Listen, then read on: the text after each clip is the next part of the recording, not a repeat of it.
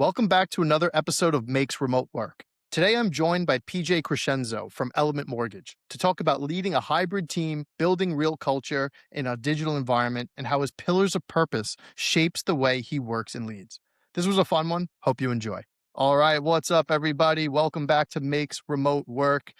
Today I'm joined by PJ Crescenzo from Element Mortgage. PJ, thanks for joining me here today. My pleasure, brother. Thanks for having me. So let's just jump right in, right? Right now, you're currently at Element Mortgage. Tell me a little bit about that company. I know it's a nationwide mortgage vendor. Just what's that look like from a company profile perspective? How many employees you have? Where do you operate? How big's Yeah, the company? Stuff like that. absolutely. So I would start with two things that in a market where no matter how different you want to be, there's a lot of companies that are similar. But the two things that we really pride ourselves in that differentiate us as much as we can from the rest of the market is number one, we're really committed to helping people win at work and win at life. So for several years of my career, I believed in the idea of work life balance. And it was a fallacy until I learned work life integration. It's more rhythms and seasons than it is equal proportions of time. So we're really committed to helping people win holistically in multiple areas of their life.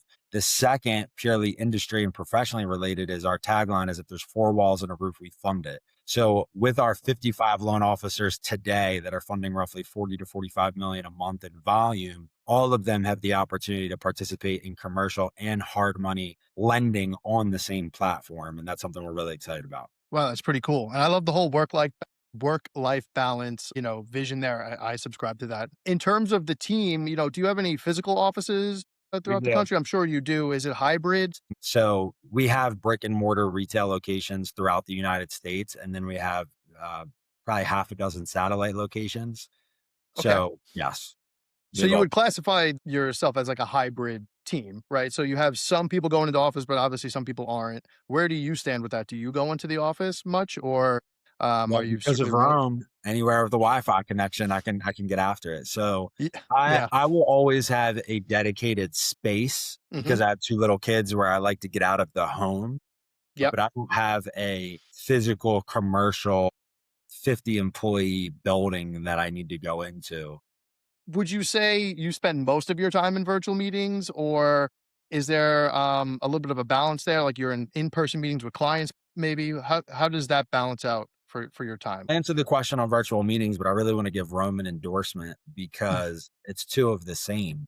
Before Rome has an IPO, I want to make sure I capture this moment in time and I get my early bid in because it, Okay. it really has stood behind what the initial proposal was, which was removing all the friction of virtual meetings. So the collaboration we've experienced has dramatically increased and improved since moving over to Rome. We've had multiple employees just jump into meetings that they had nothing to do with to say hi. And we've been able to, kind of address whatever concerns they have. But it really gives you the opportunity to carry out a culture, which I think dies a lot faster in a digital environment because one of the things you get is we're humans, right? We crave connection. Right. So when you have an office, it's a lot easier to carry out core values, mission, vision, everything you want to stand behind as a company. But with Rome, with still having the visibility of who's in the office, who's not.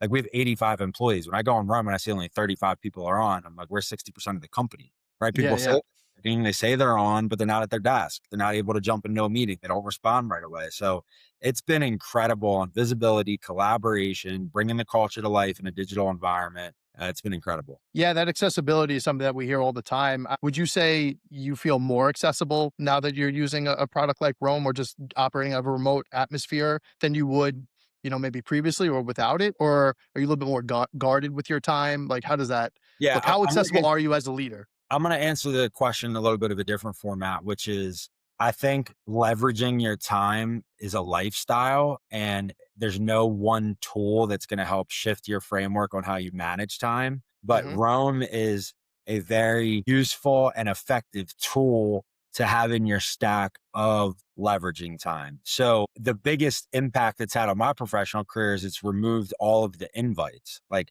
we're Hmm. no longer sending meeting invites and where are we talking, where are we at? Like we created a calendar for the entire year. We operate on what's called a run reflect calendar. So 3 weeks out of the month, we're intentional prospecting. Okay.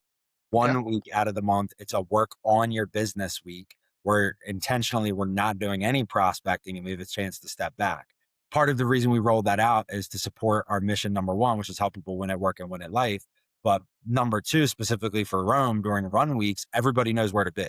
So we've been able to get really intentional with the type of room you're stepping into in a digital environment, and everybody Yeah. knows where to find it at all times. That's cool. That's cool. Let's talk about the pillars of purpose, right? A few different things here.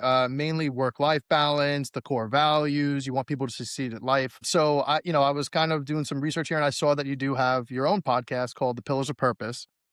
And those pillars are, let's see, faith, family, finances, fitness, and fun. Can't Yep, forget fun. Tell absolutely. me, tell me about how that works its way into the business as a leader, as just like a core mission of your company. Does that filter into your leadership style? Absolutely. So my mission on planet Earth is to encourage others to pursue their God-given potential. And the pillars of purpose is a way to hold myself accountable, which is am I maximizing my potential in these five pillars? It also better equips me to serve my team at a higher level as I continue to grow so that I can pour into them to help them reach their capacity and potential. That's really cool. And I imagine, you have probably a daily routine. Are you relatively strict with your daily routine?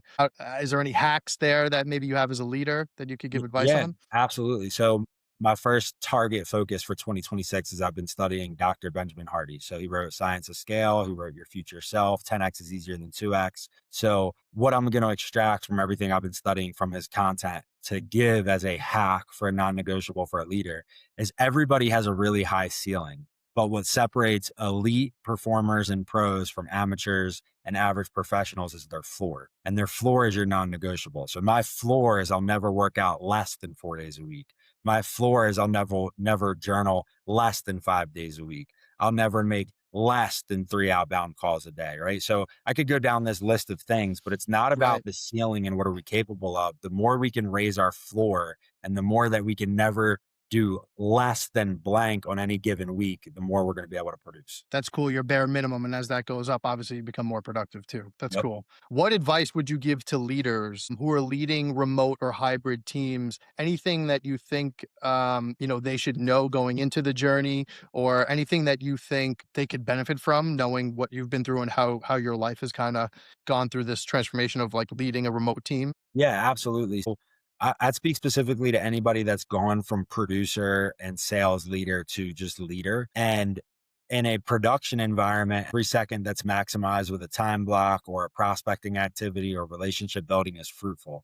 When you're a leader in a remote environment, sometimes availability is the greatest activity, and that's not always with a full schedule. So, one thing that I've recently learned that's been really helpful for me as I've transitioned is as long as you're spending your time becoming a better you and preparing to show up in a better way on your next meeting, then it's productive use of time. So whether it's reading a book, listening to a podcast, working out, going for a walk, you just want to fill your time with becoming a better version of you. So when you jump on that next digital meeting, you're able to add that much more value for the next person who needs your leadership. Yeah, I like that. I think that's words that everybody can subscribe to. In the spirit of short meetings, I'll call it there. But PJ, thank you so much for coming on, having a quick chat with me, offering me some insights. I found it really, valuable, and I think our listeners will too. So thanks for stopping by. Other than that, anything else to say? Nope. Hope you have a blessed day, blessed weekend. Let's go. You too. Take care. Thanks for Thank you. tuning in, everybody. Stay tuned for more episodes just like this on Makes Remote Work, hosted by Rome. Take care.